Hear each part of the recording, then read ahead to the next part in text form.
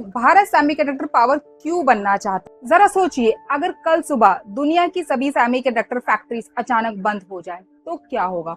आपका स्मार्टफोन नए स्मार्टफोन बनना बंद, कार्स उनका प्रोडक्शन रुक सकता है, एआई डेटा सेंटर्स उनकी एक्सपेंशन रुक जाएगी, डिफेंस सिस्टम उन पर भी असर पड़ेगा। और सबसे चौंकाने वाली बात, जिस डिवाइस पर आप अभी यह वीडियो देख रहे हैं उसके अंदर भी एक ऐसी चीज है जिसके बिना आधुनिक दुनिया की कल्पना करना मुश्किल है, एक सेमीकंडक्टर चिप। आज दुनिया में सेमीकंडक्टर सिर्फ एक टेक्नोलॉजी नहीं है, ये एक economic power, military power, artificial intelligence की ताकत है और अब जियोपॉलिटिकल पावर भी।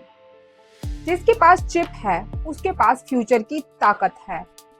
भारत भी अब इस रेस में उतर चुका है। दिसंबर 2025 तक भारत सरकार के अनुसार करीब 1.60 लाख करोड़ के 10 सेमीकंडक्टर प्रोजेक्ट्स को मंजूरी दी जा चुकी थी और भारत का सेमीकंडक्टर मार्केट 2030 तक लगभग 100 से 110 अरब डॉलर तक पहुंचने का अनुमान है। लेकिन सवाल ये है कि भारत अचानक चिप्स के पीछे इतना पैसा क्यों लगा रहा है? ये सिर्फ एक मेक इन इंडिया है या कुछ और? इसके पीछे चाइना, ताइवान, अमेरिका और आर्टिफिशियल इंटेलिजेंस से बड़ी जुड़ी एक ताकत की बड़ी कहानी है। और सबसे बड़ा सवाल, क्या भारत सच में सेमीकंडक्टर पावर बना सकता है? आज की इस वीडियो में हम शुरुआत में समझेंगे भारत चिप की रेस में क्यों उतरा है, कौन कौन सी कंपनियां भारत में इन्वेस्टमेंट कर रही हैं, टाटा और माइक्रोन की क्या भूमिका है, चाइना और ताइवान का क्या असर है और आखिर में भारत की सबसे बड़ी कमजोरी क्या है। अब सबसे पहले जानते हैं सेमीकंडक्टर आखिर है क्या। सबसे पहले एक आसान सवाल, सेमीकंडक्टर होता क्या है? अब इसे इजी लैंग्वेज में समझे तो सेमीकंडक्टर एक ऐसा मटेरियल है जिसकी इलेक्ट्रिकल कंडक्टिविटी को कंट्रोल किया जा सकता है। इसका जो मटेरियल होता है वो है सिलिकॉन। अब इसलिए सेमीकंडक्टर इंडस्ट्री को अक्सर सिलिकॉन इंडस्ट्री भी कहा जाता है। अब इस सिलिकॉन के छोटे से पीस के अंदर अरबों माइक्रोस्कोपिक ट्रांजिस्टर लगाए जा सकते हैं और ये ट्रांजिस्टर बहुत छोटे स्विचेस की तरह काम करते हैं, जैसे ऑन ऑफ। और इन्हीं माइक्रोस्कोपिक स्विचेस की मदद से कंप्यूटर कैलकुलेशंस करते हैं। और आपका जो स्मार्टफोन है, laptop, electric car, satellite, AI और यहाँ तो हजारों लाखों एडवांस्ड चिप्स की जरूरत पड़ सकती है। इसलिए जब भारत कहता है हमें सेमीकंडक्टर इकोसिस्टम बनाना है तो इसका मतलब सिर्फ एक चिप की फैक्ट्री लगाना नहीं है। इसके लिए चाहिए silicon wafer, chip design, fabrication, packaging, testing, special chemicals, special machines, highly skilled engineers और पूरी सप्लाई चेन। यानी कि एक सेमीकंडक्टर इंडस्ट्री बनाने के लिए सिर्फ फैक्ट्री नहीं, पूरा इकोसिस्टम बनाना पड़ता है। भारत की एक बड़ी ताकत है सॉफ्टवेयर। जी, हमारे इंजीनियर्स दुनिया की बड़ी बड़ी टेक्नोलॉजी कंपनीज में काम करते हैं। भारत सेमीकंडक्टर डिजाइन में भी महत्वपूर्ण टैलेंट हब है। लेकिन एक बड़ा सवाल लंबे समय से मौजूद रहा है कि हम चिप डिजाइन कर सकते हैं, लेकिन क्या हम उसे बड़े पैमाने पर मैन्युफैक्चर कर सकते हैं? यही सबसे बड़ा डिफरेंस है। अब इसके लिए आपको एक एग्जांपल से समझाती हूँ। आपने एक शानदार रेसिपी बनाई, लेकिन आपके पास उसे बनाने के लिए किचन ही नहीं है, तो उस रेसिपी आपकी है, लेकिन खाना खाने के लिए आपको किसी और की जरूरत पड़ेगी। सेमीकंडक्टर में भी कुछ ऐसा ही किया है। डिजाइन एक चीज है, मैन्युफैक्चरिंग दूसरी। एक एडवांस सेमीकंडक्टर फैब के लिए चाहिए होता है एक clean environment, ultra pure water, special chemicals, high definition machinery, stable electricity, high precision और हाईली ट्रेन्ड मैन पावर। एक छोटी सी मैन्युफैक्चरिंग चिप्स का एरर हजारों चिप्स खराब कर सकती है। इसलिए सेमीकंडक्टर फैक्ट्री बनाना एक आसान फैक्ट्री बनाने जैसा नहीं है, ये एक कॉम्प्लेक्स टेक्नोलॉजी इकोसिस्टम बनाने जैसा है।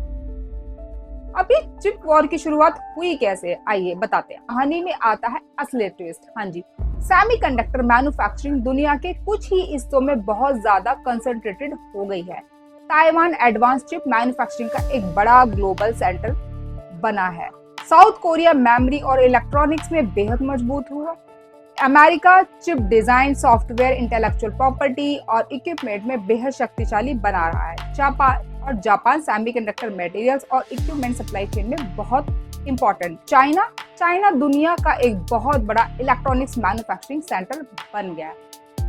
उसके बाद आया जी कोविड-19, फैक्ट्रीज बंद हो गई, सप्लाई चेन टूट गई, शिपिंग इफेक्ट हुई और दुनिया को पता चला कि सेमीकंडक्टर सप्लाई चेन कितनी फ्रेजाइल है।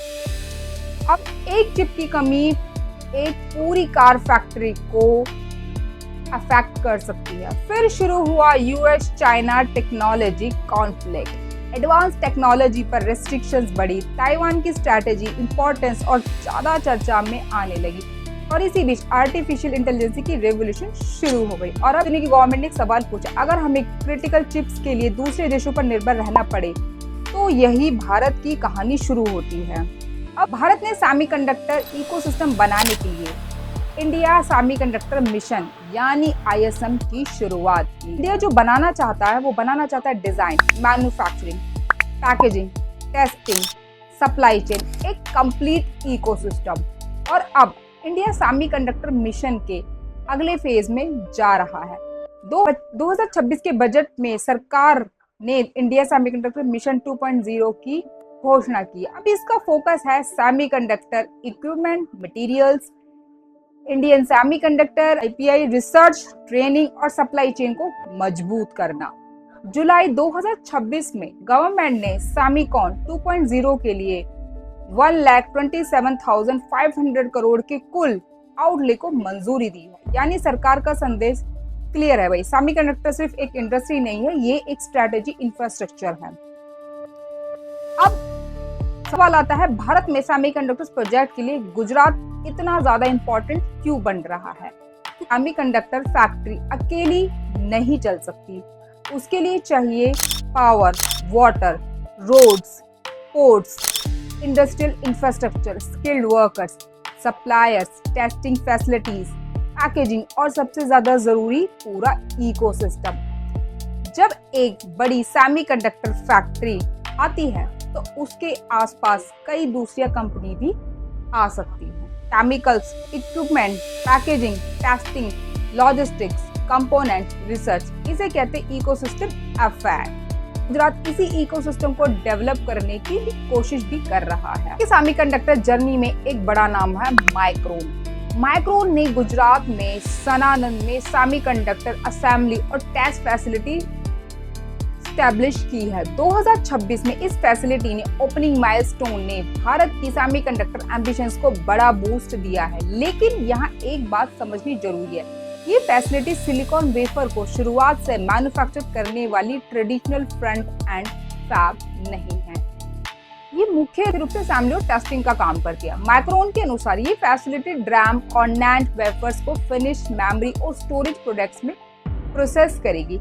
इस प्रोजेक्ट का कंबाइंड इन्वेस्टमेंट लगभग 2.75 अरब डॉलर बताया गया है और यह भारत के लिए सबसे इम्पोर्टेंट है क्योंकि भारत सेमीकंडक्टर वैल्यू चेन में एक एक लेयर बिल्ड कर रहा है। पहले पैकेजिंग और टेस्टिंग, उसके बाद मैन्युफैक्चरिंग, फिर मटेरियल्स, इक्विपमेंट, डिजाइन और फिर धीरे धीरे पूरा इकोसिस्टम में टाटा का बड़ा दाव क्या है। लेकिन अगर आप भारत के सेमीकंडक्टर एम्बिशन को समझना चाहते हैं तो टाटा इलेक्ट्रॉनिक्स को समझना बेहद ज्यादा इम्पोर्टेंट है। टाटा इलेक्ट्रॉनिक्स गुजरात के ढोलोरा में एक 300 mm सेमीकंडक्टर फैब विकसित कर रही है। इस प्रोजेक्ट में ताइवान की PSMS के साथ पार्टनरशिप है। टाटा के अनुसार प्लांट फैब की जो क्षमता है वो लगभग 50,000 वेफर्स की प्रति महीना हो सकती है और इससे लगभग 20 नैनोमीटर से 110 नैनोमीटर की प्रोसेस टेक्नोलॉजी को टारगेट किया गया है। और अब यह बहुत लोग कह सकते हैं कि 28 नैनोमीटर तो सबसे एडवांस टेक्नोलॉजी नहीं है। असली पॉइंट कुछ और है। दुनिया को सबसे छोटे स्मार्टफोन प्रोसेसर्स नहीं चाहिए, कार्स को चिप चाहिए, इंडस्ट्रियल मशीन्स को चिप चाहिए, IoT डिवाइसेस को चिप्स चाहिए, कम्युनिकेशन सिस्टम्स को चिप चाहिए, ऑटोमोबाइल्स को माइक्रो कंट्रोलर चाहिए, पावर इलेक्ट्रॉनिक्स को चिप्स चाहिए। इसलिए भारत के लिए पहला लक्ष्य होना जरूरी नहीं है हम तुरंत दुनिया का सबसे एडवांस चिप बनाएंगे, हम मेन मैन्युफैक्चरिंग कैपेबिलिटी बनाएंगे, फिर हम इकोसिस्टम बनाएंगे और उसके बाद हम टेक्नोलॉजी लैडर पर ऊपर जाएंगे। ASML क्यों इम्पोर्टेंट है? कंडक्टर दुनिया के सबसे इम्पोर्टेंट नाम पर आइए।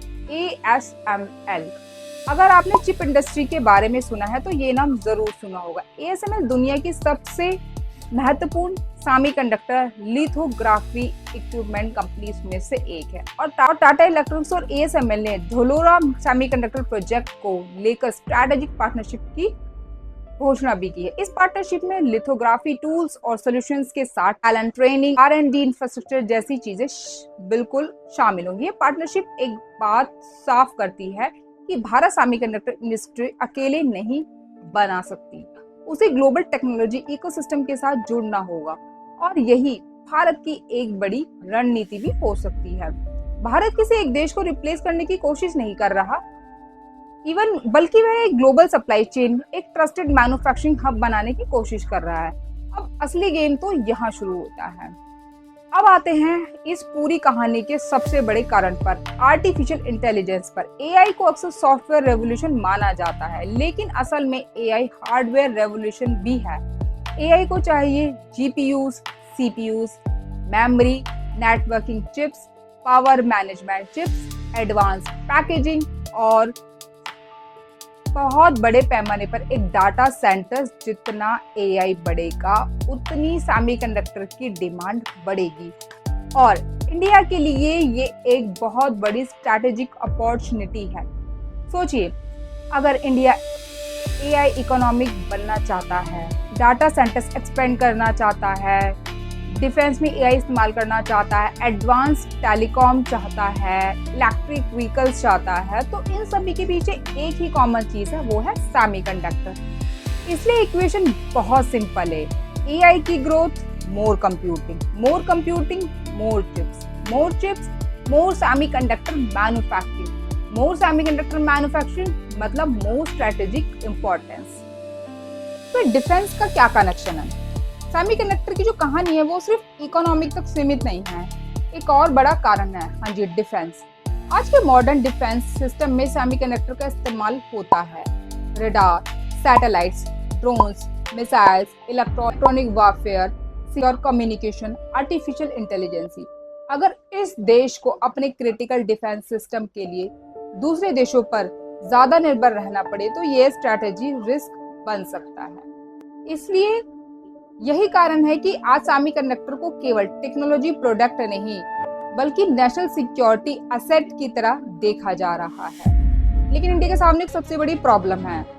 भाई, अब तक सब कुछ बहुत अच्छा लग रहा है, शानदार लग रहा है, लेकिन क्योंकि सेमीकंडक्टर रेस आसान नहीं है तो इंडिया बहुत देर से आया है। ताइवान बहुत टाइम से इस इंडस्ट्री में अपनी मजबूती बनाए हुए, साउथ कोरिया बहुत ज़्यादा एडवांस है, चाइना मैसिव स्केल पर इन्वेस्ट कर रहा है, अमेरिका टेक्नोलॉजी डिज़ाइन में बेहद ज़्यादा पावरफुल है और सेमीकंडक्टर फैब बनाने में अरबों डॉलर लग सकते हैं। इसके अलावा अब इंडिया को चाहिए वो चाहिए specialized equipment supplier, semiconductor grade chemicals, highly experience manufacturing engineers, research ecosystem, global customers और सबसे ज़्यादा इम्पोर्टेंट दर्शकों की कंसिस्टेंसी।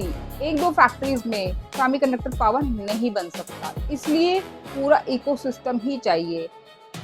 अब असली सवाल ये नहीं है क्या भारत एक चिप फैक्ट्री बना सकता है, असली सवाल तो भाई ये है कि क्या भारत अगले 20 से 30 साल तक सेमीकंडक्टर इकोसिस्टम को लगातार मजबूत कर सकता है।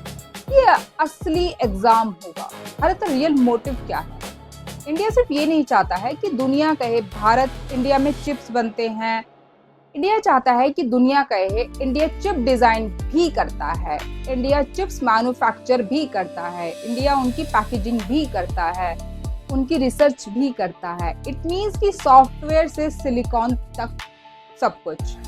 अगर इंडिया इस पूरी वैल्यू चेन में अपनी जगह बना लेता है तो इसका असर सिर्फ टेक्नोलॉजी सेक्टर पर नहीं पड़ेगा, इसका जो इम्पैक्ट होगा वो होगा जॉब्स पर, एक्सपोर्ट्स पर, मैन्युफैक्चरिंग पर, AI पर, डिफेंस पर, इलेक्ट्रॉनिक्स पर और पूरी इंडिया की जियोपॉलिटिकल बार्गेनिंग पावर पर।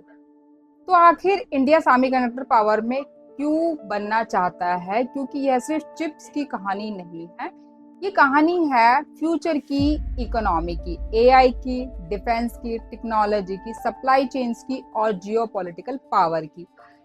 इंडिया शायद कल ताइवान को रिप्लेस नहीं करेगा, सालों में पीछे छोड़ देगा, लेकिन भारत को जो मोटिव है वो किसी को कॉपी करना नहीं है। इंडिया अपना सेमीकंडक्टर इकोसिस्टम बनाना चाहता है। अगर ये इकोसिस्टम सफल हो जाता है तो आने वाले सालों में भारत सिर्फ दुनिया का सबसे बड़ा कंज्यूमर मार्केट नहीं रहेगा, आने वाले टाइम में बन सकता है एक बहुत बड़ा सेमीकंडक्टर प्लेयर। खेल ने 20वीं सदी की ताकत तय की। क्या चिप्स 21वीं सदी की ताकत तय करेंगे? अगर ये जवाब हाँ है तो भारत ने शायद सबसे इम्पोर्टेंट टेक्नोलॉजी रेस में बहुत देर से सही लेकिन आखिरकार कदम तो रख ही दिया है। अगर आपको लगता है कि भाई सेमीकंडक्टर पावर बन सकता है तो कमेंट में लिखिए सिलिकॉन इंडिया। और अगर आप अगली वीडियो में देखना चाहते हैं Bharat versus China versus Taiwan semiconductor war में कौन जीतेगा तो कमेंट में लिखिए चिप वॉर। वीडियो पसंद आई है तो लाइक करें, चैनल को सब्सक्राइब करें और इसे उस दोस्त के साथ शेयर करें जिसे लगता है कि सेमीकंडक्टर सिर्फ एक छोटी सी चिप है, क्योंकि एक छोटी सी चिप के अंदर शायद पूरी दुनिया की अगली ताकत छिपी है।